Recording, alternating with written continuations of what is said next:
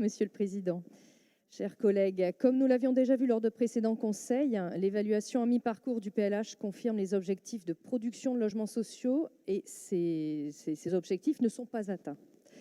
Ainsi, moins d'un quart de la production entre 2017 et 2019 concernait du logement locatif social, alors que le nombre de demandeurs de logement ne cesse d'augmenter, dépassant actuellement les 40 000 demandeurs.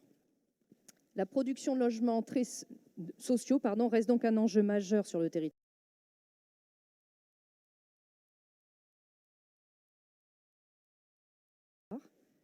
Or, nous peinons à avoir les leviers mis en place depuis la nouvelle mandature pour atteindre l'objectif des 3 000 logements locatifs conventionnés par an.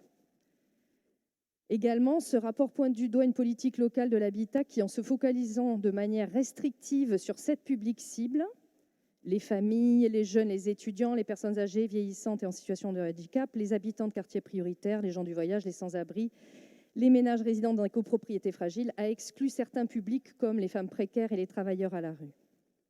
Nous pensons que ce PLH doit pouvoir être flexible pour intégrer de nouveaux publics en fonction du retour d'expérience des acteurs de terrain.